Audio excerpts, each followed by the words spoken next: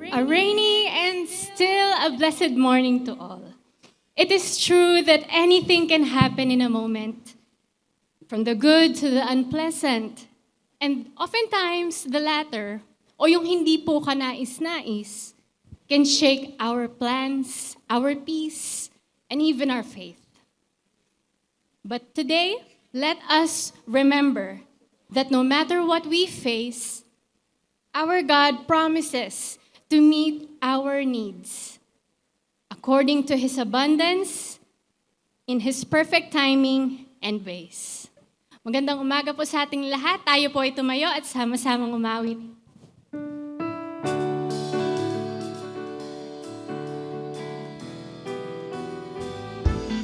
Love the thrill that I feel when I get together with God's wonderful people. Love the thrill that I feel when I get together with God's wonderful people. What a sight just to see all the happy faces, praising God in heavenly places. What a thrill that I feel when I get together with God's wonderful people. What a joyous love affords when we meet in one accord, and we lift our hearts in praise unto the Lord. There's no place I'd rather be with the ones who've been set free. I'm so glad I'm in God's great big family. Now it can't be just anywhere, two or three are gathered there, that the Spirit of the Lord will be there too. There's no fellowship so sweet, there's no thrill that can compete with the thrill I feel whenever God's people meet. The thrill that I feel when I get together with God's wonderful people. Love the thrill that I feel when I get together with God's wonderful people. What a sight just to see all the happy faces, praising God in heavenly places. What a thrill that I feel when I get together with God's wonderful people. What a sight just to see all the happy faces, praising God in heavenly places. What a thrill that I feel when I get together with God's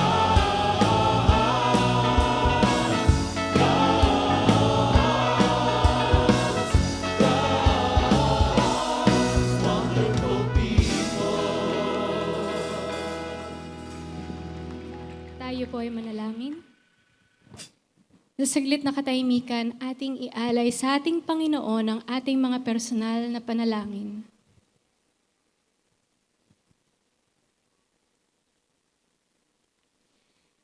Our Heavenly Father, we thank you for another chance at life, a new set of blessings made for this day, and a renewed hope and strength.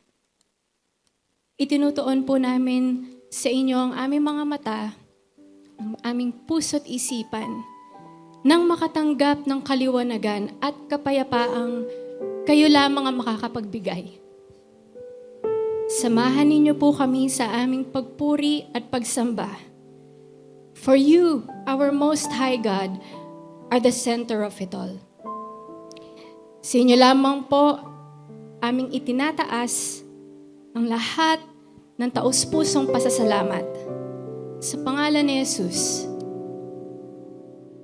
Hail to the Most High God. All the highest praise, all the highest worship, all the highest honor, all the highest glory belongs to you alone, Lord God. All the earth will sing your praise.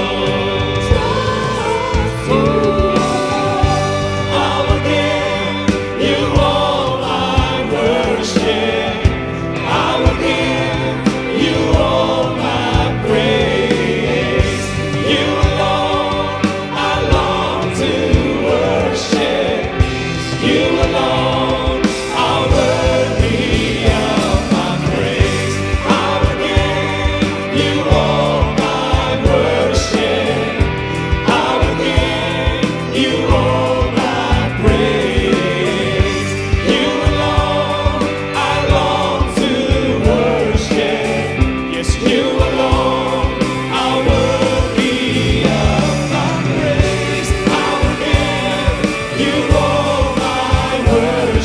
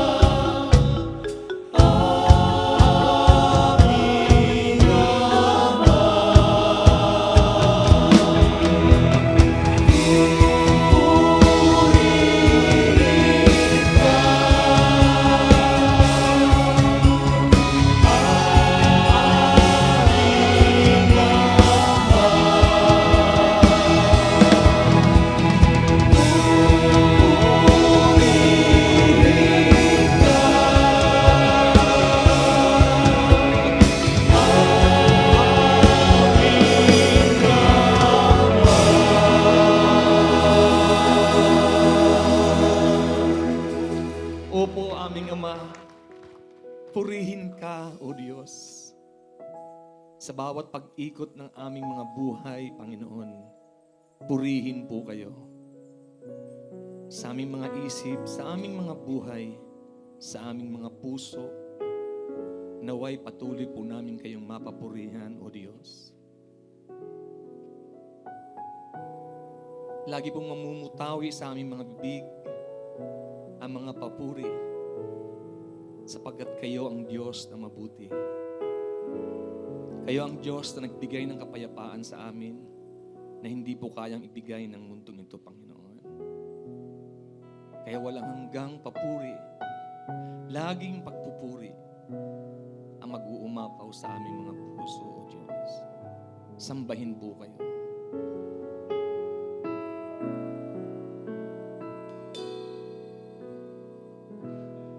Dalangin ko'y makita ka, mapagmasdan ang inyong mukha. Hawiin niyo ang ulap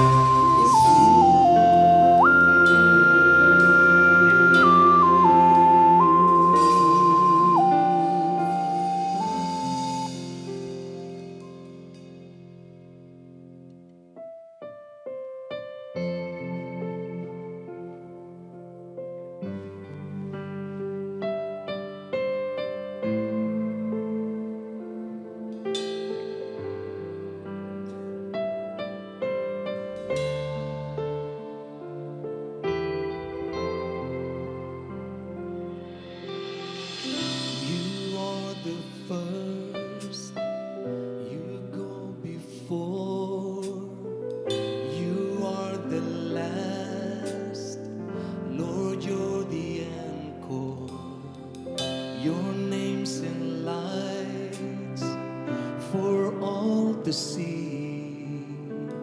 The starry host declare your glory. Glory in the highest. Glory in the highest. Glory in the highest.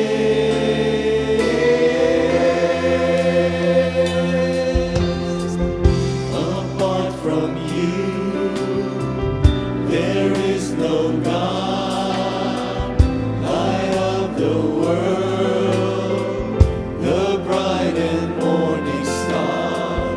Your name will shine for all to see. You are the one. You are my glory. Glory in the highest. Glory in the highest. Glory in the highest.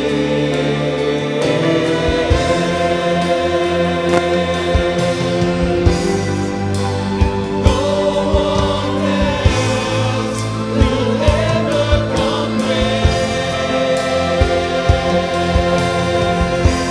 to you, Lord. All the earth together to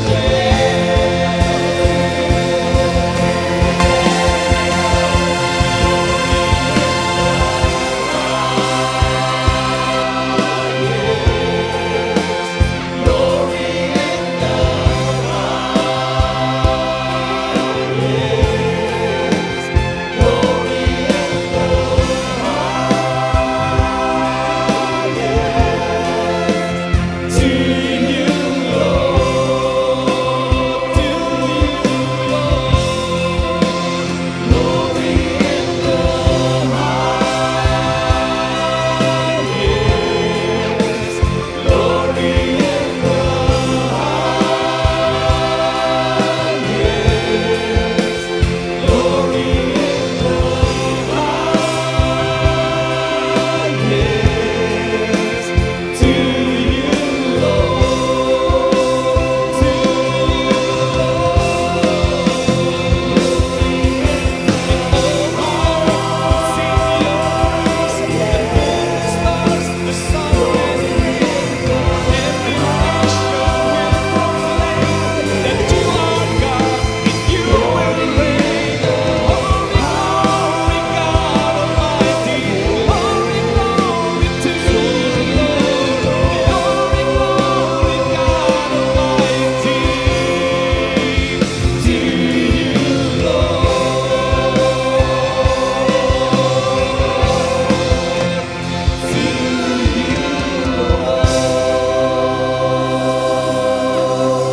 Glory, honor, praise, and thanksgiving belongs to you alone, Lord God. Thank you for your mighty presence, O Lord, in this place. Handa na po kaming makinig sa inyong mga salita. Puspusin niyo po kami ng karunungan at kaalaman na manggagaling po sa inyong mga salita, Panginoon. Ito po ang aming pagsamba at panalangin sa pangalan ni Jesus. Sabi ni Balagtas sa Florante at Laura, ang taong magawi sa ligaya at aliw, mahina ang puso't lubhang maramdamin. Inaakala pa lamang ang hilahil na daratni, di na matutunang bathin. Munting kahirapay, mamalakhing dala, dibdib palibhasay di gawing magbata. Ay bago sa mundo'y walang kisap mata, ang tao'y mayroong sukat ipagdusa. Napakalalim, pero mababaw naman talaga kung tutuusin. Madaling maintindihan. Dahil maraming pwedeng magbago sa buhay ng tao sa bawat sandali. Lugi ang hindi nag-practice mahirapan. Lugi ang hindi nasanay na magdala ng bigat. Kawawa yung pinalaki na hindi tinuruang humarap sa mga hirap sa buhay. Ang ating pag-aaral, bad news. Turuan niyo po kami, Panginoon, na mag-review ng mga katuroang dati na naming alam. Turuan niyo kaming bigyan ito ng mga sariwa, mga bagong application para lalong maging relevant sa aming pang-araw-araw na buhay ang iyong karunungang walang hanggan. Turuan niyo kami na harapin ang lahat ng mga dapat harapin sa buhay, lalong-lalo na yung mga tinatawag na bad news. Mangusap po kayo, palakasin niyo kami, paliwanagan. Sa ngalan ng iyong anak na si Jesus. Yung Maslow's hierarchy of needs, isang very basic idea na tinuturo sa psychology, proposes 5 levels of human needs.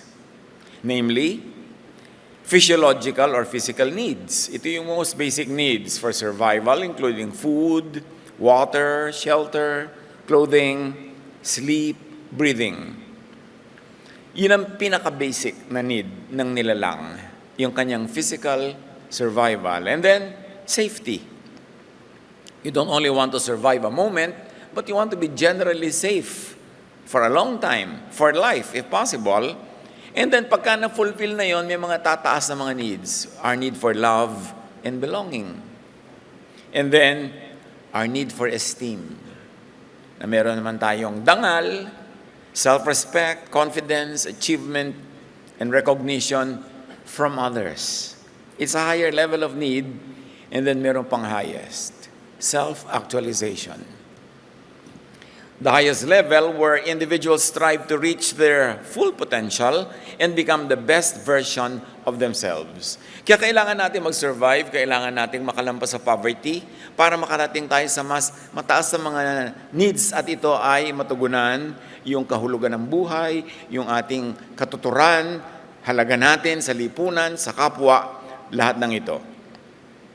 Meanwhile, bad news is mostly about loss or threats to loss, to having, to keeping, and enjoying any of these needs. Kung yun ang mga needs na kailangan natin sa buhay, ano ang bad news? Mostly, yung pag hindi natin yun nakamit, o nakamit na tas nawala, o kaya natatakot tayong laging mawala ito, most of the bad news that we encounter in daily life has something to do with threats to those needs, or with the possibility that they might not be met. Kaya ang mahalaga sa pag-a-apply natin ng karunungan na nagmumula sa Diyos is to know how to counter losing or not having what you need. Paano natin haharapin, tatanggapin, at kung pwede, babaligtarin yung mga threats na ito sa ating buhay, mga banta na hindi natin matupad, makamit ang mga kailangan natin sa buhay. Proverbs 14:23, all hard work brings a profit. So to derive an application from that very verse, magsikap. Gusto natin na ma-minimize, mawala yung threat, na tayo ay maghirap, masaktan, malagay sa panganib, mabigo, kailangan magsikap. Sapagkat bawat pagsisikap ay may bunga na ibinibigay sa buhay. Hindi man agad-agad o hindi man buong buo ayon sa ating kagustuhan, hindi pwedeng ma-zero ang nagsisikap. Magsikap. Ecclesiastes 5:12, sweat and toil provide food and security. In other words, work. Work. Maraming mga tao, patuloy sila na threatened by such needs o hindi yun matupad kasi hindi nagtatrabaho o hindi tama ang ginagawang trabaho, hindi tugma sa kanyang mga talent, hindi tugma sa magbibigay sa kanya ng pinaka-maximum na bunga sa buhay. So dapat ina-analyze, you don't only work hard, you work smart. Sabi nga nila. Hindi ko mapagod na pagod ka, ibig sabihin may bunga na. Kasi may diskarte dapat ang pagtatrabaho. At may timing. Ecclesiastes 9:10, ano man ang ginagawa mo ay pagbuhusan mo ng iyong buong makakaya. So ang solusyon din natin sa mga threat na ito, work very well. Don't just work. work very well. And working very well is not always working hard. Dahil kita naman natin, ang daming tao sa paligid, hardworking, pero bakit ganun? Kulang at kulang pa rin, ikahos na ikahos. Kaya you should not only work, but you should work well, you should work intelligently, and you should work well-timed. Tama rin ang timing ng ginagawa natin sa buhay. Dahil maraming banta ng kabiguan, ng panganib, ng gutom, ng paghihirap, may tinuturo ang Galatians 6:2. Carry each other's burdens. Help one another. Dumarating talaga yung time na matter kung gaano ka kagaling, gaano kaganda ang yung diskarte, na may mga kabiguan, may mga dumadating na mga sakit sa buhay. Kaya mahalaga na ma-develop natin sa simula pa lang is to help one another. Diyan malaking blessing ang family kung tama ang pagpapalaki at tama din ang attitude ng pinapalaki ng mga magkakapatid, kung may kapatid, at kung walang kapatid, mga magpipinsan o mga magkakaibigan, matuto sila sa simula pa lang to be cooperative, to be supportive. Ang unang-unang dapat tinuturo ng magulang sa mga bata ay magtulungan, hindi mag-compete. Hindi yung buti ka pa yung ate mo, honor, ikaw dishonor. Diba? Ang ate mo nakukuhang maid of honor, ikaw maid of horror. Pag pinagko-compare nyo lagi ang mga bata, magiging competitive sila among themselves. Hindi nila matututunan to be cooperative. Ganyan din naman sa school eh. Kaya I'm not always a big fan ng may mga honor. Ito yung first honor, second honor. Dahil yung mga bata, magkakaibigan, formative years nila yan. Pag tama ang pag-handle nila dyan sila makakabuo ng friendships that will last a lifetime.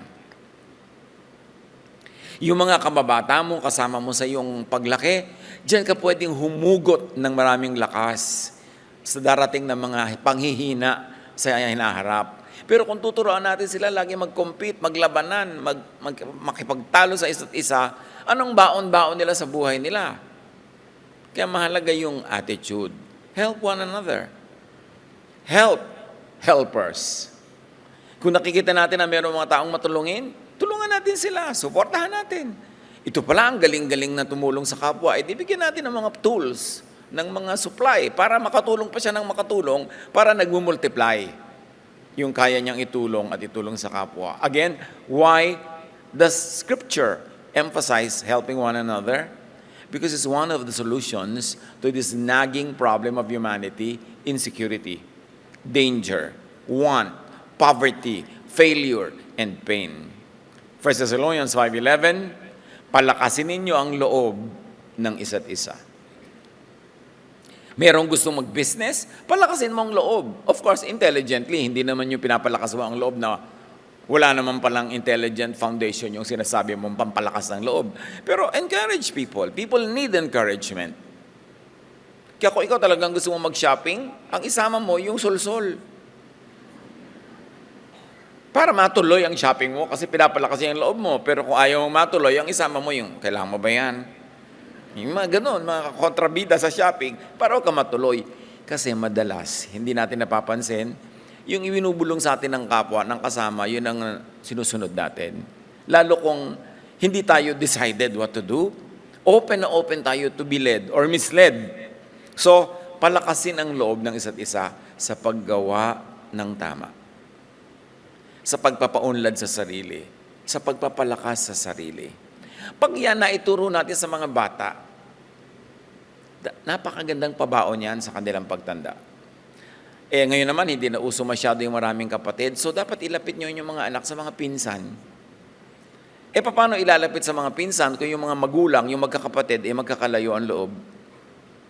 Kaya ministry din natin sa ating mga anak, sa ating mga apo, na tayo magkakapatid, lalo yung mga may edad na magkakapatid, magkasundo-sundo.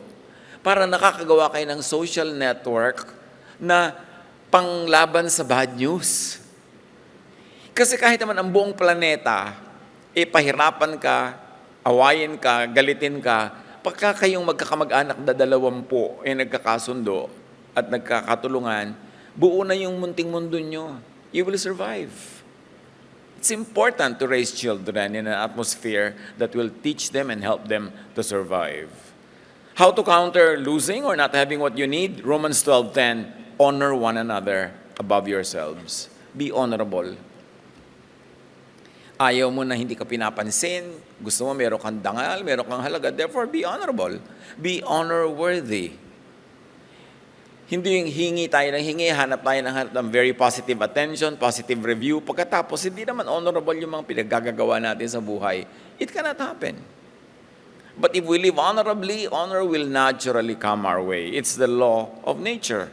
Ecclesiastes 4:9-10, ang dalawa ay mabuti kaysa isa. Mas marami ang bunga ng anumang gagawin nila. Kapag nabuwal ang isa, maitatayo siya ng kanyang kasama. So mahalagang meron tayong kasama sa buhay. Partner sa trabaho, partner sa project, partner kahit sa pagsasaya, na may kasama ka sa mga tama mong ginagawa. At kung biniyayaan ka na meron kang partner sa buhay, edi lalong mabuti. Kaya dapat, isang malaking pangkontra sa bad news, palakasin ang partnership, patibayin, huwag pahinain. Lalo kung nag-asawa ka at lahat, nabigyan ka ng biyaya na nagkaroon ka ng mabuting asawa, every day, every week, every month, every year, patibayin nyo yung partnership na yon, hindi pahinain. Hindi kung kailan tumanda na kayo, ang dami-dami nyo nang nai-invest na emotion, time, talent, treasure sa relationship, doon nyo pa ngayon gigibain. Doon nyo pa pahihinain, doon pa kayo gagawa ng paraan para magalit, lumayo sa inyo ang inyong kasama. Sabi na Ecclesiastes 4:9-10, mabuti yung may kasama, pag nabuwal kami, magtatayo sa'yo. Pero siyempre, importante, pag siya yung nabuwal, itatayo mo naman siya. Paano po pag sabay kaming nabuwal? Di mabuwal. Bihira na magsabay eh. Pero ang mahalaga, meron kang kasama sa buhay. But you know what it means? Alam natin yon. Be a good partner. Be a good companion. Be a good friend. Be a good relative. Yan ang insurance mo against bad news. Hindi lang yung mga policy na nakasulat sa papel na binabayaran buwan-buwan. Because loving relationships, family, friendships, yan ang ating social security na totoo. Mahalaga din na-develop natin yan at itinuturo natin sa mga bata. Not to be individualistic, but to be oriented sa grupo, sa tribu, sa pamilya, sa bayan, sa humanity, kung gusto nyong palakihin yun. Kaya napakaraming failure sa mundo, napakaraming hinagpis. Kasi ang mundo, laban-laban. Gera-gera, away-away, imbes mag-cooperate. Samantalang more could be achieved by cooperation than by competition. So keep friends and partners. Yung romantic partner, isa lang ha. Pero yung partner sa iba't ibang project sa buhay, mabuting meron. At turuan natin ang mga bata to be good friends, to be good relatives, and to be good partners. Huwag natin siya turuan laging manglamang, laging siya ang panalo, laging siya ang may uwi-uwi ng prize. Kasi ang karakter niya masisira pagka gano'n ang attitude niya. Hebrews 10:25, huwag nating kaligtaan ang pagdalo sa ating mga pagtitipon. Of course, this is in the context of the church, the fellowship. Huwag kaligtaan. I have seen it all. Sa more than 4 decades of ministry, I have seen how so many people survive very hard times dahil sila ay in the fellowship. Kung paano napakaraming dumadamay sa kanilang paghihirap, pagdurusa, kasakitan, dahil sila ay nasa kapatiran at dahil sila ay nakikikapatid. Kaya napaka-importanteng pahalagahan natin ang pagsasama-sama. Lahat ngayon kasi online na, online Bible study, online worship, online everything, pero hindi naman online yung tulungan. Siyempre, pwede ka mag-Gcash din, di ba? Pwede ka mag-online help. Pero iba yung meron kayong emotional investment in each other, magkakasama kayo sa saya, and sometimes sa dusa, sa hirap, dahil doon tumitibay ang mga samahan. Again, aside from family, it's your spiritual family that is your best social security. Magtulungan. Importante na merong kang fellowship. Kaya natin binreakdown ang ating pagkalaki-laking bulwagan na libu-libong mga tao ang dumadalo. Pero gano'ng karami na yung nakakausap mo, nakaka-fellowship, nakakapalagay ang loob, nakakasama ka sa kanilang mga celebration at sa kanilang mga luksa din naman at mga libing. Kaya natin ginawa yung ating mga mini bulwagan para yung malaking bulwagan ma-breakdown into smaller groups where people can actually grow in their fellowship in a smaller setting. And even these mga mini bulwagan, we have broken down into mga sambahay para may mga maliliit pang grupo, bahay-bahay. Meron din namang online kasi marami mga tao. Nasa malalayong lugar, itong Pilipinang to, kaisa-isang Pilipinang nakatira sa isang village sa Norway, meron tayong mga online na mga fellowship para meron din naman siya kasama, karamay, maski online. Lahat ng yan ngayon, importante, hindi sila magkakalaban. They are all tools in trying to bring the fellowship to reachable levels. Bilang inyong pastor, ang gusto ko bawat isa sa atin, mga kapalangayang loob ng mga kapatiran. Meron kayong nasasamahan, may sumasama sa inyo. Pag nagkakasakit kayo, may mga dumadalaw naman, kung gusto nyo lang dalaw. At kayo din naman, siyempre, dadalaw. Nagtutulungan tayo dahil maraming potential bad news sa buhay. Kaya dapat patibayin ang ating sistema para mas lalo tayo not only survive, but be triumphant amidst all of these challenges. It's important. Huwag kakaligtaan ang pagtitipon. Tiyakin niyo mga kapatid, kayo dumadalo kahit malamang meron kayong sa bahay, kahit isa. Kung hindi kayo talaga makapunta, may online na nga eh. Madali na rin gawin yan. Maganda, meron pang personal. Tapos, hindi lang kayo dito sa main bulwagan dumadalo. All other Sundays, ando kayo sa mga smaller bulwagans, we call mini bulwagan. Para bumababa yung level ng mga number ng mga kasamang tao, mas dumadaling makisalamuha. Nais kong makita kayo na ganun. Kasi gusto ko, pagka kayo nagkakaroon ng mga hirap sa buhay, may mga karamay. Hindi lang pamilya, kundi ang inyong spiritual family rin. Dagdag yun. Importante. John 15:12. Magmahalan kayo gaya ng pagmamahal ko sa inyo. At itong pagmamahalan na to, daig pa ang social security. Paghandaan din kung sakaling ang mga ito ay hindi makamit o mawala. Halimbawa, hindi mo naman makamit yung mga gusto mo sa buhay. Sa dami ng mga pagsisikap mo, ihanda mo rin ang loob mo doon para yung damaging effect sa'yo minimized. Matthew 6:19-20. Huwag kayong mag-impok ng mga kayamanan dito sa lupa. Dito'y may naninirang insekto at kalawang at may nakakapasok na magnanakaw. Sa halip, mag-impok kayo ng kayamanan sa langit. Merong primary at pinakamababaw na pagpapakahulugan sa mga salitang ito ni Jesus. Nang ibig sabihin daw ay, huwag mag-impok ng mga physical wealth, ng pera, ng mga kasangkapan, kundi i-donate mo lahat sa relihiyon at doon ka mag-ipon ng kayamanan sa langit. Ine-equate nila na yung langit ay religion at ine-equate na yung kayamanan ay material things. But there's a deeper reading to this.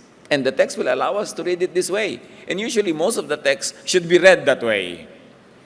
Nang tinutukoy ni Jesus na langit, mag-ipon ng kayamanan sa langit ay ang ating puso. Di ba sabi niya, the kingdom of God is in you? Therefore, heaven is in you. The kingdom of heaven is in you, sa iyong puso, sa iyong isip. Paano ka mag-iipon doon ng kayamanan? Anong kayamanan ang pwede mong isipin sa iyong, ilagay at ipunin sa iyong puso? E di mga kayamanan ng katahimikan ng puso, katahimikan ng loob, ng peace, ng happiness, ng joy, even pleasures, yung kayamanan ng emosyon. Kasi pag mayaman ng iyong emosyon, marami kang inimpok doon na lakas ng loob, na pagmamahal, pag-ibig, maaari mo ngayon yung takbuhan, magamit, paghugutan sa mga panahon ng pangangailangan. So, imbes kang maglagay ng pera, halimbawa sa hikaw, hindi naman masama yung hikaw, pero tama na siguro yung 3, 4, di ba? O, naglagay ka ng pera sa hikaw, edi parang kayamanan mo yun sa lupa, material. May pera ka pang susunod, magpakain ka ng mahihirap. Yun ang kayamanan mo sa puso. Kayamanan mo sa kalangitan, yung kalangitang nasa sayo. O kaya, imbes na sobra ka magtrabaho para dumami yung pera mong kayamanan mong material, magawa ka naman ng bakasyon. Magbakasyon kayo mag-anak. Gastahin nyo yung kinita mo. Magsaya kayo. Nag-iimpo ka ng kayamanan dun sa kalangitan na nasa loob ng iyong puso. nagpapasaya ka ng mga mahal mo sa buhay, pinapasaya mo ang sarili mo. Ito yung wealth in your other heaven. Kaya dapat binabasa natin ito sa ganung mas malalim na paraan para hindi tayo malimit lamang doon sa mga religious agenda na lagi na nating nakalakihan at pinapaulit-ulit. Maraming layers ang pagbabasa ng Scripture. Parang kakanin na sapin-sapin. Maraming layers yan. Importante nating ma-appreciate. So, material, spiritual, and emotional wealth could be lost. All of that, material or emotional. So, dapat handa. Prepare your heart and your mind for the possibility of losing things. How can you prepare yourself for days of sadness na pwedeng dumating? Habang kaya mong pasayahin ang puso mo at puso ng mga tao sa paligid mo, gawin mo yon. Para pag dumating yung lungkot, may mawi-withdraw kang happiness sa account at matapos kang nag-withdraw doon, ang balance mo, happiness pa rin. Punuin mo ang iyong emosyon, ang iyong isip na magagandang bagay, mabubuting bagay, para pag may mga dumadating na hindi mabuti ayon sa iyong panlasa, mag-withdraw ka na lang doon at may natira pa. Ano ang mangyayari sa isang tao na dinadatna ng kutakot-takot na mga dilubyo, pero wala namang naimpok na kaligayahan, katahimikan, kapayapaan ng loob? Saan siya mag-withdraw? Kaya may mga nagbe-breakdown. Kaya marunong din tayo dapat makiramdam. Ang dami ng pinagdaanan nitong taong to, sobrang hirap na ang dinanas. Pahirapan mo pa ngayon. Yung pagkakalitan mo pa, pahirapan mo pa ng loob. Didisiplinahin mo pa, hindi naman panahon ng disiplina, kundi panahon ng pag-aaruga. So ano nangyayari? Marami mga tao na talagang nababasag. Kasi wala nang mapagkukuhanan. Kaya habang pwede tayong mag-impok ng kayamanan, material man yon na pagkakailangan mo ng material need, may i-withdraw kang material na kayamanan, mag-impok din tayo ng emotional and spiritual kayamanan sa ating puso. Habang kaya natin. At yung talagang comparison, na huwag ka lang sa lupa mag-invest, kundi doon sa langit. Yung mga pera mo, kung mapapasama ang mga relasyon mo, mapapaaway ka, huwag na lang, huwag mong i-invest sa material wealth. I-invest mo sa happiness, sa peace, sa kapayapaan, sa katahimikan. Yun ang put your money in heaven. Huwag magulat, huwag unprepared pag dumadating ang bad news na so-called. Dahil part talaga yan ng buhay. Paghandaan lang. At maglaan sa ating puso at isip ng puwang para sa mga pwedeng dumating na hindi natin gusto, pero kailangan tanggapin dahil yon ang dumarating. Dapat handa. 1 Timothy 6:7, "For we brought nothing into the world, and we can take nothing out of it. So don't be too attached." Natural lang iwanan ang lahat, at natural lang sometimes na maiwan ka. Dumarating. Proverbs 23 verse 5, "Sapagkat madaling mawala ang kayamanan," or kahit tao, ito'y simbilis ng agila sa paglipad sa kalawakan. So do not get too attached. Sa bagay o sa tao, don't get too attached. Sa Panginoon ka mag-attach ng todo-todo dahil yun ang hindi nawawala. Siya ang hindi nawawala. Ecclesiastes 5:10, "Whoever loves money never has enough. Whoever loves wealth is never satisfied with their income." So, love people. Use money to love people. Don't love money and use people to love money. Huwag baligtarin. Dahil yung kapayapaan, yung katahimikan, yung wealth in heaven, nandun sa pagmamahal sa kapwa. And a healthy level of detachment from material things. Practice, rehearse to live with very little of and even without things or even people. Yung mahal na mahal mo ang isang tao, lalo yung mga mag-asawa dyan, nagigising ka ng 2:00 ng umaga, tinitingnan mo yung asawa mo, tuwan-tuwa ka, nandyan siya. Pero di ba may takot ka rin na makabigla siya sumakabilang buhay. Yan ang number 1 na bigat ng puso ng nagmamahal, yung takot na mawala yung minamahal. Pero alam naman natin talagang nawawala tayo sa mundong ito. Pero lumilipat tayo sa kabila. Kaya ang ganda nga sa Tagalog yan sumakabilang buhay. Pastor, namatay na po pala. Tsuk, sumakabilang buhay. Ay, sumakabilang buhay na po pala ang nanay ko. Okay, tamo, di masaya ka pa. Dahil sumakabilang buhay na, pumunta na sa Panginoon. Ibig sabihin namatay, malungkot naman yung word. Kasi meron naman tayong eternal life. Namamatay ang katawan, pero hindi yung spirito. So dapat, no matter how attached you are to someone, mag-iwang ka ng buwang na darating ang panahon, siya o ikaw ay mauunang kukuhanin. So, ihanda mo ang loob mo doon. Hindi mo yun gusto, pero alam mong nangyayari yun. So, dapat meron kang paghahanda. Para pag dumating, hindi shock. Hindi naman talaga nauubos yung shock na yan. Meron talaga at meron. Pero at least, hindi yung to the point na nagiba ka.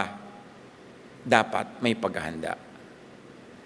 Handa ka na may tao dyan, handa ka rin na wala ka, nakasama.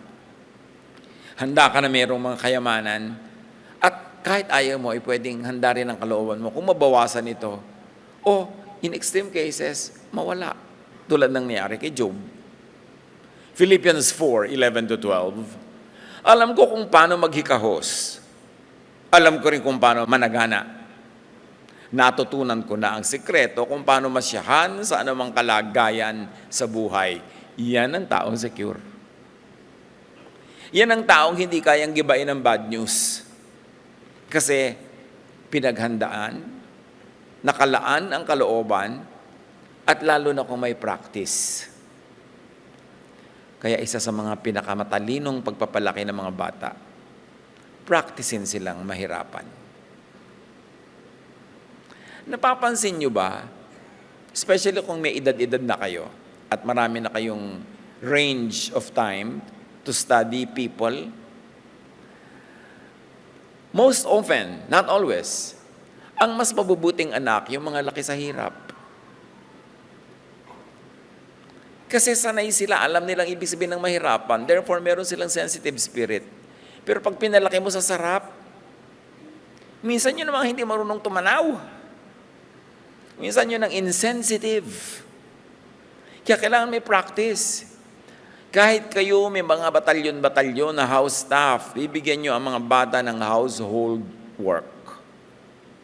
At huwag nyo sabihin household chores. Parang negative agad eh. Sabi nyo, household pleasures. Anak, ano ang household pleasure mo ngayon? Maghugas po ng plato. Wow, sige, enjoy it. Kahit hindi kailangan dahil may ibang gagawa, hindi kailangan ng bahay nyo, pero kailangan ng bata na meron siyang duties. Meron siyang pananagutan. Meron yung napakalaking bahagi sa character development. Tingnan ninyo yung maraming mga lumaking hindi naghugas ng plato. Hindi naman lahat pero tingnan nyo, bunga. Importante na gumagawa ang tao. Siyempre, hindi lang naman paghuhugas ng plato pinag-uusapan natin. Mga pananagutan sa buhay. Strengthen, fortify your heart and mind, palakasin at ihanda ang loob. Kahit nagsa-enjoy kayo mga anak nyo, may bakasyon kayo, meron kayong tour, o kumakain kayo na masarap, lagi nyo silang gawing sensitive to others. Yung ang sarap ng kinakain nyo sa restaurant, tapos makikita ng mga anak nyo na ino-order nyo ng pauwing pagkain yung waiter. Bawa, matanong mo yung waiter, anong paborito pagkain ng mga anak mo, ng asawa mo? Among mga pagkain dito sa mesa, ay yung pong ganyan. Tapos o-order ka, take out, yung pala para sa kanya. Nakikita ng mga anak nyo na nagkikare kayo sa iba, hindi lang kayo marunong magbusog sa sarili, kundi iniisip nyo rin yung mga hindi nabubusog o yung mga kinukulang. Sila ngayon nagkakaroon ng puwang sa puso nila sa paghihirap. Kahit hindi nila sariling paghihirap, pero nagigising sila na may paghihirap sa mundo. At dapat tayong may gawin para rin maibsan, para rin matulungan. Ganun ang pagpapalaki sa bata. Hindi tuturuan mo siyang maging mapagbataas, malaki na parang napaka-privilege nyo. Yung buti pa kayo, yung iba, wala. Hindi ganon. Yung meron kayo, salamat, bibigyan natin yung iba. Dahil sa abot kaya natin, tutulungan natin sila. Yung pagpapakamagulang, ipe-prepare nyo ang mga bata for bad news. Kasi hindi kayo laging nandyan para sila i-shield from bad news. Darating at darating ang panahon na sila lang magpaprocess noon. Naturuan ba? Nasanay ba? Kaya tayong lahat dapat maglaan ng lugar para sa bad news. So-called bad news. Kaya natin inalagay sa quotation eh. Kasi ang totoo, wala namang totoong bad news. Wala namang bad weather. Kaya sa mga newscast, napakasama po ng panahon. Ha? Paano naman nagkaroon ng moralidad ang panahon? Ba't hindi naman sabihing malakas po ang hangin, malakas ang agos, anong sabihing masungit po ang panahon? Binibigyan mo ng ganong human qualities yung panahon, hindi na judge mo tuloy. May magandang panahon, may masamang panahon. Lahat ng panahon galing sa Diyos. Kahit kayo mga kidlat-kidlat dyan, nire-recharge yung mga electrons sa hangin, kailangan natin yan. Kaya din naman nagkakaroon ng mga flash floods kasi sinasabi ng nature, hoy, huwag kayo magtirahan dito sa gilang ilog para sa akin to. Lumayo kayo, aanurin kayo. We should take the warning. O, bumabagyo, di, anong masama doon? Kaya lang kumisan, nagtitirahan tayo sa mga hindi dapat tirahan. Inaanod tuloy tayo ng mga baha, naguguhuan tayo ng mga bundok. Kasi dapat tayo nasa lugar. Sasabihin ng iba, madaling sabihin niya pag may pera ka. Oo nga pero kung wala ka ng pera, doon ka patitira dito. Ting babaka na lang, apektado ka. Lagi ka na lamang nagpapagawa, lagi ka nagpapaayos. Kaya we should learn. Ang nagtataka ko dito sa ating bayan, hindi naman nauubos ang bagyo. Halos maraming bagyo, taon-taon. Ba't hindi tayo mag-develop ng architecture na bagay sa bagyo? Tulad ng mga bahay sa Batanes. Tapos sadly, marami pang old structure sa Batanes na iba na nagiging modern. Storm resistant nga yung structure nila eh. Yung lagi dinadaanan ng bagyo, ba't yun at yung pa rin ang bubong? Lagi tuloy dililipad. Ba't hindi natin ito ibahin? Ba't gawin tayo mga building codes na resistant sa storm? Napakahalaga. Pagkatapos gumawa tayo ng mga evacuation center, sige, pero basketball court, walang banyo. Gagawa ka dapat ng mga evacuation center, maraming banyo, maraming kusina, para pwede magluto yung mga tao doon, magbanyo, maging komportable. Dahil anong gagawin nila sa buhay nila? Kaya ayaw tuloy-tumuroy sa mga evacuation centers, ayaw iwan yung bahay nila kahit inaanod na. Kasi ano yung pupuntahan? Hindi naman talaga handa. Dapat tayong matuto para yung bad news mamitigate. Mapaliit natin yung negative effects sa buhay natin. And we can begin with our own individual houses. Gawing storm resistant. Lalo kung dinadaanan kayo ng bagyo. At nung araw naman, yung hindi dinadaanan, ngayon dinadaanan na eh. Nag-iiba-iba. Tapos sabi, nagagalit ang Diyos. Paano nagalit ang Diyos? So nagagalit ako sa inyo, ilulubog ko kayo sa baha. Ganon. Anong uri ng pagpapakilala sa Diyos yun? The planet is fixing itself, adjusting to all the happenings. Napakaraming beses na yung mga yelo sa North and South Pole na tunaw, nabuo. Kaya lang, ngayon lang tayo ngayon nandito para natin makita. Pero all throughout time, balik-balik lang yan. Sabi ni Solomon, nothing is new under the sun. Everything that happens now has happened, and it will happen again. Paulit-ulit. Cycles, natural cycles. Ang trabaho natin to mitigate the bad news, adjust. Respect nature. Huwag yung magpapakasal po kami sa June. Tag-ulan yan, iha. Ipag-pray po natin hindi umulan. Ikaw na lang mag-pray. Itinakda na nga ng Diyos yung tag-ulan, papakialaman ko pa yung Diyos. Ba't hindi mo nila ibahin schedule mo? Tag-ulan, inaasahan na magsasakang uulan dahil yung bukid ay tuyo, gusto na lang magtanim. Ikakasal ka lang, gusto mong ipahinto ang weather? Nangyari na sa atin yan, pinagpipilitan talaga. Eto na, umuulan na 2 days before, 1 day before. So, tanong nyo, ikakasal ko, ipapasok ko sa loob yung venue, kasi ito naman bride, gusto pa sa gubat. Tagulan. Eto na, day of the wedding, umuulan pa rin sa umaga, tik-tik na ulan. Alam nyo, yung maliit na ulan na hindi titigil yan.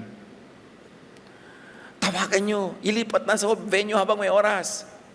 Ayaw pa rin, pag-pray pareho. So, huwag kayo mag-pray. Yaan nyo siya. Siya nagpilit eh. Bakit natin sasabihin sa inyo, huwag nyo pong paulanin? Yung mga farmer nagpe-pray, paulanin nyo na po. Di ganon. 1 hour before the wedding, ayaw pa rin. Ayaw tumigil ang ulan, so wala na silang oras. Inilipat na lang sa loob nung may bubong na kung ano-ano, gulo-gulo. Kasi bakit ka lalaban sa panahon? Tapos tatawagin mong bad weather. Bad timing ka. Yun ang dapat mong isipin dyan. Kaya napakalaki sa akin yung issue yung pag may magpapakasal, tapos tag-ulan, mayroon pa tabig dagat. Dumadating yung bride, akala mo vinta yung belo niya dahil tinatangay sa ko, Diyos ko, huwag niyo po tangayin itong babae ito sa hangin. Dahil ang lakas, ang laki-laki ng belo. So, bakit ganun? Kailangan mag-adjust ka para minimize ang bad news. Kailangan handa tayo. So, huwag na tayong maunang sumuong sa panganib. Tapos magpe-pray tayo habang nandun na sa panganib, natanggalin yung panganib. Quietly, peacefully, tanggapin ang bad news bago pa man ito dumating. Kaya nga kahit na yung mga wedding plans, kasi iba na ngayon yung weather, medyo erratic, di ba? Naiiba kasi yung schedule na eh. Maghanda ka, lalo kung mga garden wedding na pwedeng umulan o humangin during your wedding. So, iha, magpagawa ka ng traje de bodang kapote para weatherproof ang ating event. Yung sapatos mo, bota ang isuot mo para kahit ano tuloy. Alam nyo, naranasan ko na yan, mga bride, mga bridesmaid, tumutusok ang mga heels nila sa putik. Ang hirap-hirap bunutin. Hanggang ang nangyari, talagang nagyapak na lang sila. Meron pa, and I'm sad to even tell you this, but it happens para maiwasan nyo, kayong mga maarting bride. May babae pag gumulong pababa ng hagdan yung bride. Kasi gusto pa niya matarik na hagdan ng lalakaran niya para yung belo niya maganda ang laglag. Siya ang nalaglag. So, sasabihin niyo, bad news. Kailangan makisama ka sa kalikasan.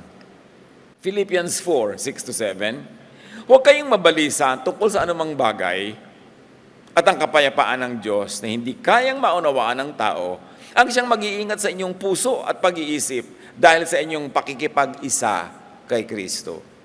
At yung pakikipag-isa na yan kay Kristo, kasama na yung pakikipag-isa sa nature. Kasi ang Diyos naman ang lumikha ng nature eh. So ibagay mo rin yung okasyon mo, yung bahay mo, sa lugar, sa weather, sa panahon. 2 Timothy 1:7, For God has not given us a spirit of fear, but of power. And the spirit of power entails having a spirit of wisdom. Kasi pag wise ang ginagawa mo, you are standing on solid ground, you have power. How to be spiritually powerful? Sinasabi ng mga pag-aaral, limit exposure to negativity. Excessive exposure to negative news can be detrimental to your mental health, according to researchers. At nandiyan yung reference sa taas blue. So, reducing negative stimuli can improve overall well-being. Kaya mag-ingat-ingat kayo sa social media.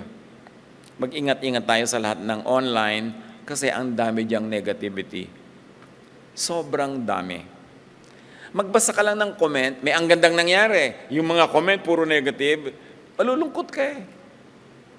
Pag nagbasa ka, magagalit ka, maiinis ka, o magtitirintas ka. Nakatingin ka sa langit. Kahit nasa loob ka ng kwarto. Kasi nga, ang daming negative. Bawas-bawasan nyo ang pagpasok ng negative ideas sa inyong isip. Ideas of anger, of criticism, of gloating over people's failure, of chismis, of celebrating scandals. Tanggalin nyo yan sa buhay nyo. Kasi may effect yan. May effect. Hindi nyo lang kuminsan laging napapansin. Now, why prepare? Because people could be lost. Kuminsan, sila mismo ang umaalis. Minsan naman, sila ang kinukuha ng tadhana. In any case, dapat meron tayong paghahanda sa ganyan. Ecclesiastes 3:1-2. Ang lahat sa mundong ito ay may kanya-kanyang panahon. May kanya-kanyang oras. Ang panahon ng pagsilang at panahon ng pagkamatay. Dapat handa din tayo, kahit man lang sa kaloob-looban ng ating isip, sa ganong posibilidad. Because things like that happen. How to prepare for bad news? Prepare your heart and your mind to eventually lose people. Whether they leave us intentionally or they are taken away. Prepare your heart and mind to possibly lose people earlier than anticipated. Kaya mahalaga, mahalin mo na ngayon kasi hindi ka sure na nandyan ka pa bukas para mahalin siya o nandyan pa siya bukas para tanggapin ang pagmamahal mo. So gawin mo na ngayon para hindi ka regretful pag nangyari. Isa sa mga pinakamabibigat na damdamin pag merong yumao sa makabilang buhay, ay yung may regret ka, na iniisip-isip mo, you could have done more, you could have loved more, you could have taken care of the person, tapos wala ka na magagawa. Yun ang mabigat. Iiwas nyo ang inyong mga sarili sa ganong pagsisisi. Gawin nyo na ang lahat ng pwedeng gawin para kung dumating ang panahon na siya ay kinuha na sa makabilang buhay, malungkot ka lang dahil namimiss mo, pero wala kang daladalang pagsisisi. Ngayon, kung mga nangyari na o nawala na, nagsisisi ka ngayon, ano pang magagawa mo ay wala na. So, move on at magmahal ka na lang ng ibang nandiyan pa. Doon ka na lang bumawi para ka makabawi. Apply this your own way kung paano ihahanda ang puso. John 16:22, now is your time of grief, but I will see you again, sabi ni Jesus, and you will rejoice, and no one will take away your joy. And the beautiful thing about eternal life is that those who are in the Lord are kasama sa usapang ito. So yun ang pinakamagandang paghahanda. Maghanda tayo sa kabilang buhay, manalig kay Jesus, tanggapin ang kanyang mga katuroan, ipamuhay ito, umibig sa kapwa, and then, when you are taken away, meet your God face to face. Yun ang importanteng nagpapatining ng ating loob, nagpapatahimik ng ating puso. 1 Thessalonians 4:13, nais naming malaman ninyo ang katotohanan tungkol sa mga namatay, na upang hindi kayo magdalamhati tulad ng mga taong walang pag-asa. Sabi, dapat alam nyo na may pag-asa kayo. Kung kayong mauna, silang mauna, may pag-asa tayo lahat na nabubuhay na mayroong eternal life. Dapat meron tayong eternity mindset na dumadaan lang tayo sa mundong ito. Hindi talaga tayo taga rito forever. That when we die, the spirit returns to God, the body returns to the ground. So when the body is being buried under the soil or being cremated o anuman ang proseso ninyo ng pag-handle sa katawang inaiwan ng yumao, hindi kayo masyadong malungkot na siya yun. Kasi hindi siya yun. Siya ay ang kanyang espiritu. And the spirit departs from the body and returns to the Lord. Malungkot talagang isipin, ayan na siya, ayan ang nanay, ipinapasok ko sa ilalim ng lupa. Hindi yan ang nanay nandun na sa piling ni Jesus. Yan yung baro ni nanay na hinubad na niya. Sad tingnan, pero dapat overly sad. Dapat naintindihan mo ang relasyon ng mga bagay-bagay, lalong-lalo na yung pagkakaiba ng espiritu at katawan. Katawan lang yung, actually hindi naman namamatay yung katawan nare-recycle, bumabalik sa lupa, nagiging minerals, diba? Bumabalik sa kinakain ng papaya, na ugat ng papaya, diba? Nagkakaganito, nagkakaganon. Pero hindi siya yung nanay mo, siya lang yung katawan. Pagka tayo namamatayan, alalahanin natin yon. Yung hindi siya yan. Wala na siya dyan. Parang yung mga babae nagpunta sa libingan ni Jesus, sabi ng anghel, He is risen, He is not here. So dapat din pag kami ataul, may malaki doong karatula, sabi ng nanay, I am not here, I have risen with the Lord. Hindi yung sobra katuloy naninimdim pagka attached ka doon sa material, doon sa body. Have a deep, anchored, stabilizing understanding of eternity and eternal life. We are spiritual beings. Understand eternal life in theological terms, and if you like to add, understand eternal life in quantum terms. Kasi napakaraming tanong na hindi masagot ng theology na nasasagot ng quantum. At kung magiging masaya kayo sa mga sagot na yun, di mabuti, nakinabang kayo at sumaya kayo. Kung ayaw nyo naman, di wag. Pero mabuting buksan ang ating isip sa maraming mga paraan ng pag-unawa sa the same thing. Practice, rehearse to live with it. Very few people, and sometimes even without other people, because it can happen. Huwag iasa sa iba ang iyong ligaya. Dapat ikaw ang gumagawa ng iyong ligaya sa tulong ng Panginoon. Kung may mga nagvo-volunteer, merong ready, willing, and able tumulong, edi good. Paano kung wala? Alam nga namang maglupasay ka dyan. Pick up your life and move on.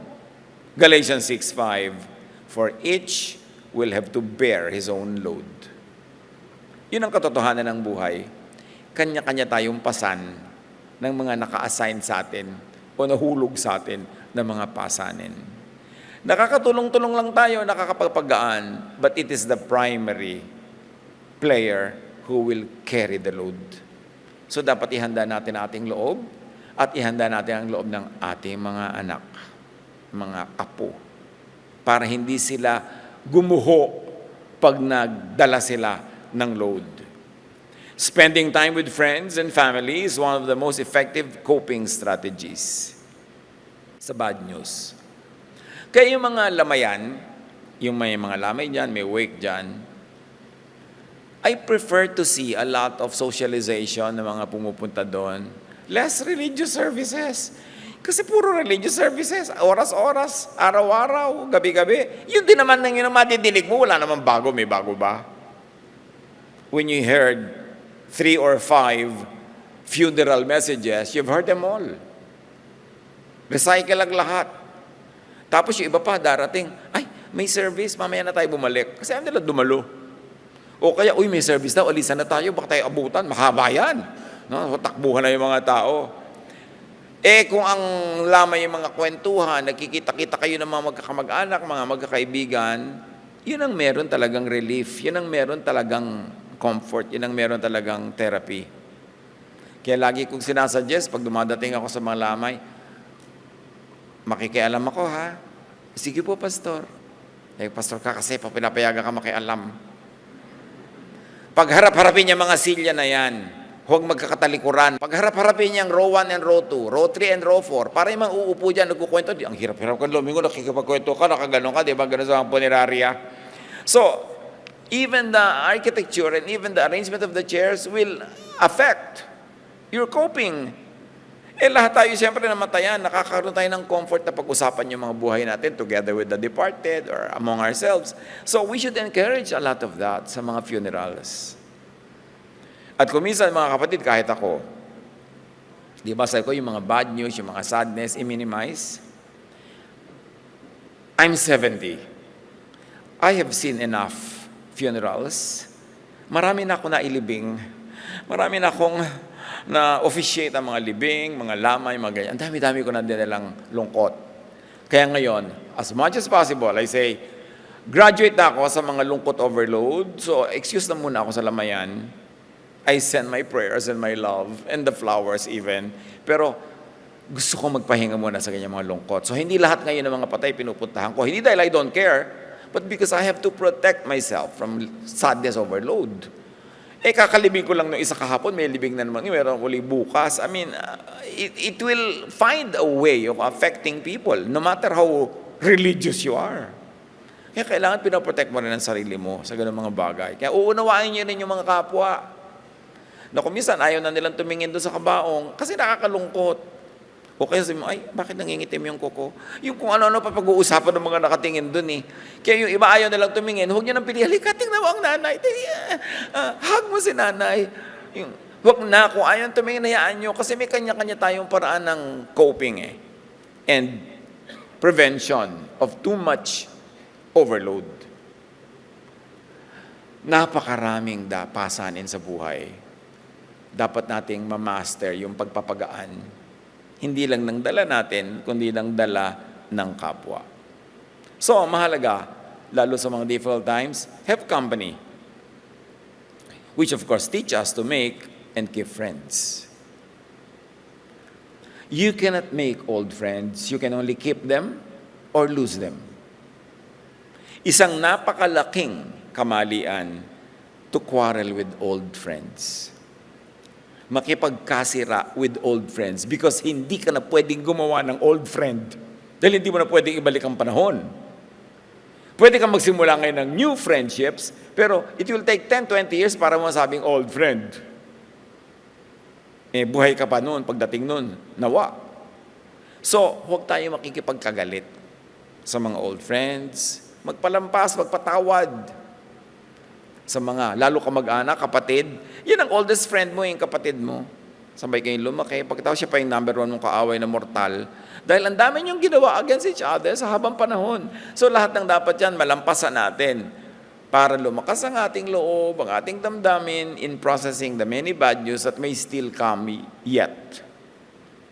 Allowing oneself to feel and express emotions is crucial, sabi ng mga studies. This can include talking about the deceased, sharing memories, or engaging in creative outlets like writing or art. Malaking bagay na napoprocess natin yung grief when people are taken away. So let it out, express your emotions. Meron naman, bakit ano itinuturo ng relihiyon? Huwag kang iiyak, Christian ka. Yung, huwag kang magpapakita ng lungkot, Christian tayo, nandiyan ang mga sister. Ano? So kung mo Christian ka, hindi ka marulungkot? Magsasaya ka dahil namatay yung nanay mo? Dahil Christian ka? Anong uri ng katuruan yun? Si Jesus nga, wept. Ikaw pa.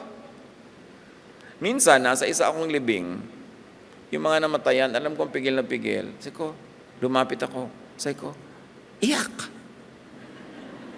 Sabi, napatingin sa akin, pwede? Siyempre, iyak. Naku po, magulgol. Yung mga kapatid, naghagulgulan na lahat. Yun naman pala gusto nilang gawin lahat. Nagpipigil lang dahil nandun ako. Imagine, nandun ka, yung mga tao, pipigilin ang emosyon nila dahil huhusgahan mo sila na makasalanan, mahina ang espiritualidad. What religion damages? Diba? That kind of humanity. Weep if you have to weep. Because Ecclesiastes says there's a time to rejoice and a time to weep. So let it out. Express your emotions. Studies also say that engaging in activities that honor the memory of a loved one can be therapeutic. Kaya mga iba nagtatayo ng mga foundation, nagaganyan, gumagawa ng mga pang-alala sa mga yumao. Prestige, honor, and all those high-sounding things could be lost. That could be bad news if you are not ready. Prepare your heart and mind for the possibility of not having, or not even receiving, or losing prestige, honor, importance. Kung nagkatikim ka ng konting prestige, konting honor, tapos nawala, edi sa pasalamat ka, at least naranasan mo. Kung hindi mo pa nararanasan, edi handa mo ang sarili mo, gawin mo, deserving ang sarili mo. At kung hindi mo pa rin maranasan, maghintay ka. Pero dapat hindi mo siya sobrang pahalagahan. Luke 14, 8-9, turo ni Jesus, kapag inanyayahan ka sa isang kasalan, huwag kang uupo agad sa upuang pandangal. Baka may inanyayahang mas kilala kaysa sa'yo. Baka lapitan ka na nag-anyaya sa inyong dalawa at sabihin sa'yo, maaari bang ibigay mong upuang yan sa taong ito? Sa gayon, mapapahiya ka at doon ka uupo sa pinakaabang upuan. So, huwag mong bigyan yung sarili mo ng halaga. Hayaan mong iba magbigay nun. Para hindi ka napapahiya kung hindi ka suportahan sa iyong self-glory. And do not get too attached to prestige. Icing lang yan. Hindi yan yung cake. Kung nagkaroon ka ng prestige, pamisa-minsan, salamat. But don't destroy relationships para ikaw yung magka-prestige above others. Or at the expense of others. Again, ang pinakamahalaga pa rin to prepare for bad news is to have strong relationships. Hindi prestigious positions. Luke 14:11, sapagkat ang nagmamataas ay bababa at ang nagpapakumbaba ay itataas. Huwag niyong sobrang itaas ang ayaw niyong ibaba ng iba. Kung ayaw niyong ibaba ng iba yung anak niyo, huwag kayo ang magtaas. Hayaan niyo sila. Kasi pag puri ka ng puri sa anak mo, pipintasan ng iba. Kaya ikaw na mismo ang maglagay sa anak mo sa tamang lugar para hindi siya ibaba ng iba dahil sobrang mo tinataas. Kung minsan yung asawa mo yung ginaganon mo, o kung sino man, hayaan yung iba ang pumuri. Practice. Rehearse to live with very little of or even without importance, without the trappings of prestige. Colossians 3:2, ang mga bagay na panlangit ang isaisip ninyo, hindi ang mga bagay na panlupa. Kasi mga bagay na panlangit ay hindi nawawala. Again, you may define langit as yung napakalayong lugar na yun na may mga ulap-ulap, doon ka maglagay ng kayamanan, or yung langit sa puso mo. Mas pahalagahan mo yung ligaya ng iyong puso, katahimikan ng iyong loob, kapayapaan mo sa iyong kalooban kesa sa mga panlabas na mga pagpapapuri sa sarili. Recognizing and validating your emotions is crucial. Kaya huwag tayong magpanggap. Huwag nating itago yung mga emotion natin dahil tayo Christian, dahil tayo taga-church, dahil diakonisa ka, dahil leader ka, dahil teacher ka, tao ka. Alam yun ng Diyos, tinatanggap yun ng Diyos, at gusto ng Diyos na mahalin ka bilang isa kang tao, hindi isang Diyos-Diyosan. So express grief if you are grieving. Grief is not limited to the loss of a loved one. It can also encompass the loss of status, reputation, or even identity. Ang pinakamagandang gift na maibibigay natin sa kapatiran is the gift of freedom to be expressive of themselves, to accept whatever is happening in their lives, and to process them honestly. Hindi yung paparusahan natin sila pag naging totoo, pag nagtapat, at pagkatapos tuturuan natin sila magtago at maging hypocrite. At yan ang laging ayaw ni Jesus, yung hypocrisy. Ang sugat ay dapat ilantad para magamot, hindi dapat takpan dahil magnanana pag tinakpan mo. Allow yourself to feel sadness, anger, or confusion without self-judgment. Isa sa mga pinakamahirap na dalhin yung self-judgment. Cut the guilt trip. Kaya nga ang mga remedyo dyan ni Jesus, one is to forgive you. O di, forgiven na. Zero balance. Hindi mo na kailangan mag-guilty. And then to restore you and to help you change for the better or for the best, lalong mawawala ng space yung guilt. But yung pagpapagilty, hindi ang trabaho ni Jesus. Ang pagbibigay ni Jesus ng kapatawaran, kapayapaan ng loob, self-acceptance, yan ang regalo ni Jesus. Guilt-tripping, yan ang hampas ng mga Pharisees sa kanilang mga followers. Dapat nating kilalanin yan at tanggihan sa buhay natin na pagpasanin tayo ng mga needless guilt na danila na ni Jesus sa Kalbaryo. Napakahalaga na ibigay natin kay Jesus yung ating mga kulang dahil siya ang pumupuno. At huwag natin laging pakinggan at usigin tayo ng mga religious self-righteous na walang ginagawa kundi tayo pagiltihin. Kilalanin. Understanding what specifically caused the loss of prestige or honor can help you process your feelings. This might involve reflecting on personal choices, external circumstances, or societal pressures. Sa maliit at malaking bagay, nakakaranas ang marami sa atin ng ganito, loss of prestige. Kahit kapraso yung prestige na yun, nangyayari pa rin yun. So dapat, handa tayo doon para hindi tayo sobrang nakakalog. Now, how to prepare for bad news? According to Francisco Baltasar, doon tayo nagsimula, doon tayo magwakas. Galing sa Florante at Laura. Paano ihahanda ang sarili, lalo ang mga bata, sa maraming dagok ng buhay, sa maraming challenges at possible hirap. Sabi niya, pag-ibig ang ako'y aking nakilala, di dapat palakhin ang bata sa saya. So ang tunay na pag-ibig sa anak ay hindi pag-spoil na lagi na lang siya masaya. At sa katuwa ay kapag namihasa, kung lumaki walang hihinting ginhawa. Pag sobrang sanay, sasaya lang, hindi yan magiging comfortable pagdating ng araw kasi hindi siya equipped. Sapagkat ang mundo'y bayan ng hinagpis, mamamaya'y sukat tibayan ng dibdib. Ang laki sa tuway walang pagtitiis, anong ilalaban sa dahas ng sakit. Ano nga naman, wala kang inoculation, wala kang preparation for infection, so ang dali-dali mong ma-infect. Sabi ng Proverbs 13:24, the one who loves their children is careful to discipline them. In Proverbs 22:6, start children off on the way they should go, and even when they are old, they will not turn from it. Sanayin na ang bata sa maganda niyang lalakaran, at paglaki niya, kahit hindi ka na kumibo, hindi ka na magnag dyan, instilled na sa kanya yon. Yun ang magaganap. Kung lumihis man konti, pero may siyang major trajectory na naituro mo na nung bata pa.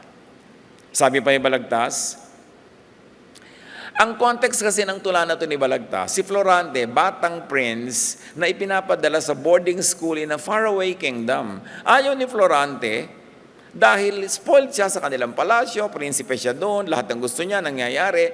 Sabi ng tatay niya, hindi ganyan. Ipe-prepare kita sa tunay na buhay, so ipapadala kita sa malayo para ka matuto. Ang taong magawi sa ligaya at aliw, mahina ang puso't lubhang maramdamin. Inaakala pa lamang ang hilahil na darat ni di na matutunang bathin. Hebrews 12:11, no discipline seems pleasant at the time, but painful.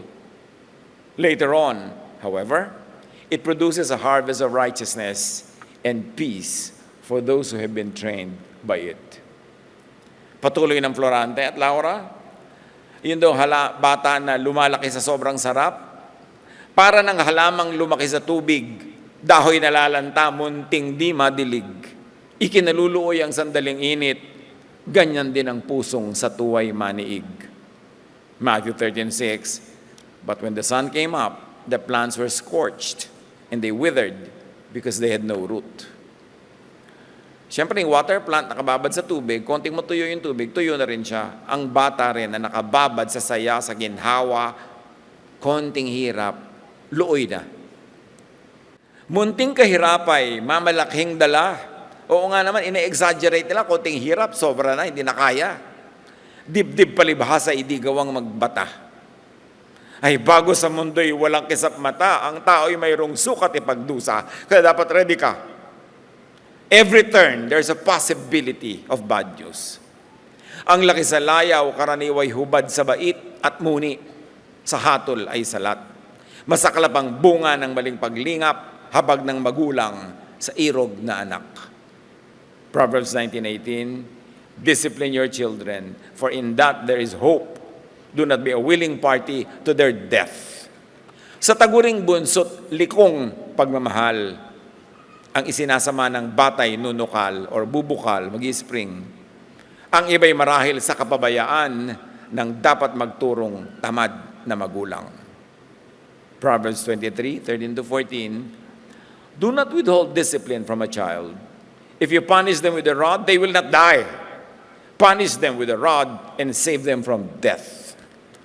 Proverbs 22:15, likas sa mga bata ang pagiging pilyo, ngunit sa pamamagitan ng palo, sila'y matututo. Philippians 4:19, at buhat sa hindi mauubos na kayamanan ng Diyos, ibibigay niya ang lahat ng inyong kailangan sa pamamagitan ni Kristo Jesus. Bad news?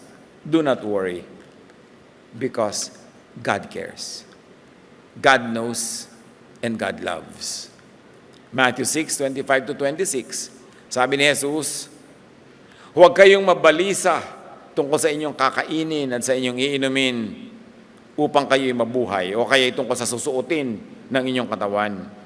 Hindi ba't ang buhay ay higit na mahalaga kaysa pagkain at ang katawan kaysa damit?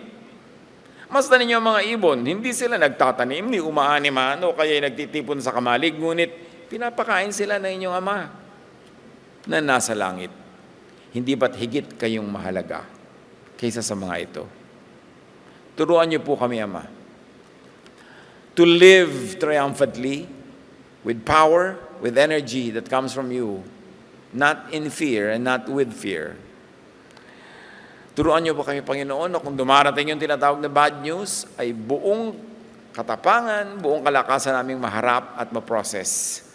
At bago dumating yan, ihanda namin ang aming loob, ihanda namin ang loob na aming kapwa, para kung sakaling datnan kami ng mga ganitong bagay, kami matibay, kami handa, at kami ay mananaig. Pagbulay-bulayan natin mga kapatid ang lahat ng ito na ating diniscuss, tumahimik ang lahat sa presensya ng Diyos at isipin kung saang-saang bahagi ng ating buhay tayo dapat mang magdagdag ng paghahanda sa ating kalooban at maging sa physical preparations para hindi tayo nakakalog ng mga nangyayari sa ating paligid. Ama namin sa langit, patuloy niyo po kaming dagdagan ng kaliwanagan at karunungan para mai-apply sa buhay ang mga bagay na ito. Be at peace with the Lord. Spend your time in silent reflection.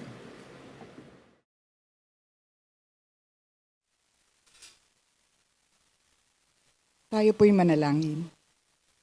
Heavenly Father, our God Most High, you are our refuge and our strength.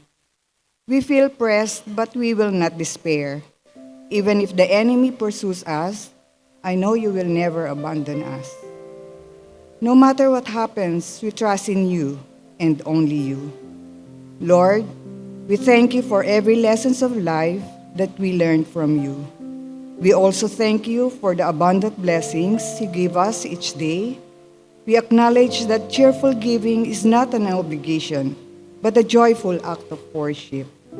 May this offering extend the work of your kingdom in your church and community as well. This we pray in the mighty name of Jesus.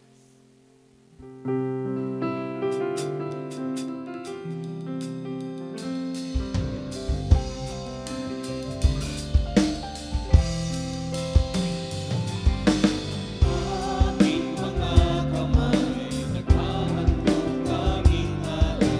Mula sa puso ko'y tingin sa salamat na hatid. Upang salita niyo ay palaganapin.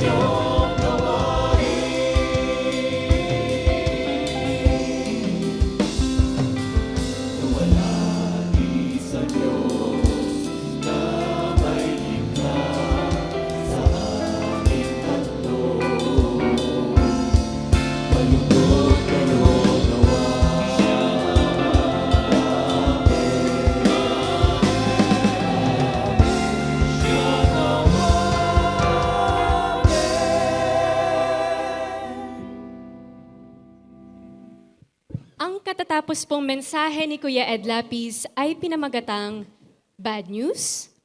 Kaninang 7 a.m. Jesus Celebration po, ibinahagi ni Kuya Ed ang mensaheng may pamagat na itugma ang timing. At mamayang 11 a.m. naman ay ibabahagi niya ang mensaheng may pamagat na kung ano ang ibig, kaibig-ibig. Ngayon naman po ay hinihilingan natin ang ating mga kapatiran na first-time attendees, guests, at ang mga balikbayan na tumayo upang kayo ay aming makilala. Nagagalak po kami na kayo ay aming nakasama sa umagang ito. Pagkatapos po ng ating pagtitipon ay magkita-kita tayo sa bandang likuran. Sasamahan po kayo ng ating mga usherettes sa Day by Day Mabuhay Lounge. Tayo po ay magsasama-sama dito sa Grand Bulwagan ng Panginoon, one Sunday every month. Sa iba pong mga linggo at maging sa ibang mga araw, tayo po ay inaanyayahang dumalo sa ating mga mini bulwagan worship gatherings. Maaari po tayong kumuha ng copy ng mga detalye at schedules ng mga mini bulwagan sa ating paglabas. Join a day-by-day sambahay, a weekly gathering in a home for small group Jesus study and fellowship. Inaanyayahan din ng lahat sa ating online day-by-day peer groups at kaliwanagan classes. Experience the joy of being connected with your fellow believers. Para sa mga schedule, bisitahin ang ating education ministry table sa lobby. Join our face-to-face Jesusness classes. Once a month dito sa Space at 1 Ayala. 7 a.m., 9 a.m., 11 a.m., 2 p.m. at 4 p.m. ang mga oras ng klase. Mag-register lang po sa ating day-by-day education ministry table sa ating paglabas. Para naman sa ating mga kabataang 12 years old and below, mayroon po tayong online children's Bible class tuwing Sabado. Mayroon din po tayong face-to-face children's Bible class once a month dito sa Space at 1 Ayala. Ito ay ginaganap ng 9 a.m. and 11 a.m. sa Function Room C, 2 and 3. Para sa mga detalye, bisitahin ang children's Bible class table sa lobby. Hudyat banner practice, mamayang 2 p.m. na po ito dito sa Space Hall B. Mayroon tayong ministry opportunity para sa mga kabataan at young professionals. Inaanyayahan namin kayong dumalo sa presiding seminar workshop na gaganapin sa August 3 at 2 p.m. dito sa Space 1 Ayala. Learn the art of presiding for our worship services and other church events. No need to register, just be present and participate. Magkita-kita po tayong muli sa ating Jesus Celebration, August 3, 2025, dito sa Bulwagan ng Panginoon, Space at 1 Ayala. Para sa mga balitang day by day, panoorin po natin ito.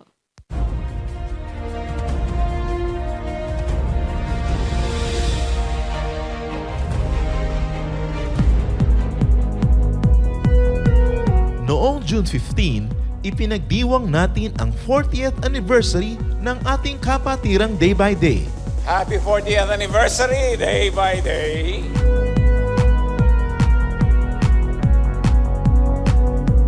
Kasama natin sa pagdiriwang ang mga Day by Day churches mula pa sa iba't ibang lugar sa bansa. Dito, ipinag-pray ni Pastor Gami Alba ang mga Day by Day pastors kasama ang mga ministry leaders at iba pang mga volunteer workers. Aming Diyos, aming Ama, sa kamangha-manghang napakaraming bagay na ginawa mo sa Day by Day, Panginoon, ang isa sa napakalinaw na tanda ng iyong pagmamahal ay ang pagtawag mo sa mga manggagawang ito para maging lingkod mo sa ilalim ng Day by Day. Isa sa mga naging gawain nung araw na yon ay ang ating ministry fair sa lobby.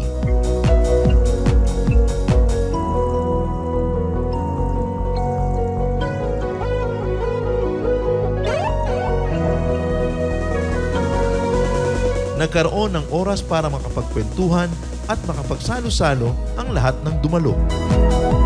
Nagpatuloy ang selebrasyon ng isang pagtatanghal na handog ng ating kaloob Philippine Music and Dance Ministry. Kay buti niyo, O Diyos, kay dakila.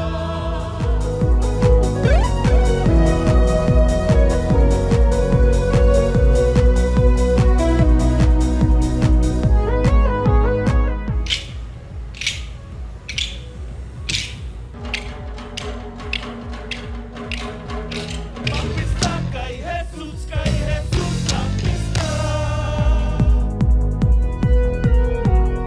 Sa pangunguna ng ating Day by Day Cares, Healthcare and Relief Ministry, katuwang ang ating Day by Day Gatid at iba pa nating mga volunteer workers, naghatid tayo ng libreng gamutan sa Barangay Gatid, Santa Cruz, Laguna noong June 16. Mahigit 700 mga residente ang nabigyan natin ng mga libreng medical consultations, ECG, X-ray, dental services, mga libreng reading glasses, at gamot. Nabahagian din natin ng mga libreng school bags ang mga bata doon. Naghanda naman ng masarap na chicken adobo ang ating relief ministry para sa lahat.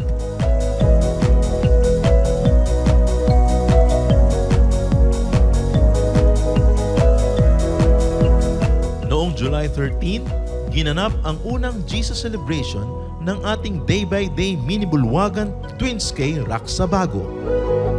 Ang Day by Day Twins K Raksabago ay ginaganap tuwing linggo 4 to 5:30 p.m.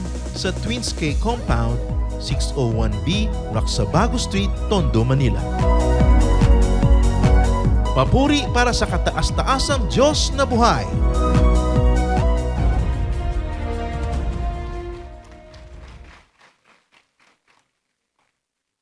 Kung gaano kasungit ang panahon sa labas, ganoon naman kabuti ang Panginoon sa pagpapaalala sa atin sa umagang ito. Let's praise God. No? Tayo po'y tumindig sa ating panalangin. Diyos aming Ama, maraming salamat po. At muli pa ipinalala niyo sa amin ang inyong pagmamahal sa bawat isa. Na sa kahit anong aspeto ng aming buhay, anuman ang aming tahakin, isang tiyak na tiyak po ang aming kasiguruhan na kayo ay laging naandyan upang kami ay gabayan, ibangon kung kami nadadapa, palakasin kung kami nanghihina, at bigyan ng kasiguruhan na ang buhay namin ay hawak nyo. That every day of our lives, O Lord, is with you. That no one can snatch you out of your hand. At ito po ay sapat na upang magkaroon kami ng tining ng loob sa aming buhay. Sa pansamantala naming paghiwa-hiwalay, sa paglisa namin sa bulwagang ito, ipabaon niyo po sa amin ang inyong pag-ibig, ang inyong pagmamahal, ang inyong pagtatanggol. Samahin niyo ang inyong mga anak, Diyos, sa aming Ama, sa mga hamon sa buhay, sa mga dapat naming ipagbunyi, lalong-lalo na Panginoon, sa katotohanan na ang buhay namin ay nasa inyo. Allow each of your children, O God, to have the victories in our lives. Ano man ang mga kailangan namin ma-accomplish, ibigay niyo po ayon sa aming pangangailangan at ayon po sa mabuting kalooban. Aming Amang nasa langit, pinupuri po namin kayo, sinasamba, dinadakila, sa pangalan po ng aming Panginoong Yesus.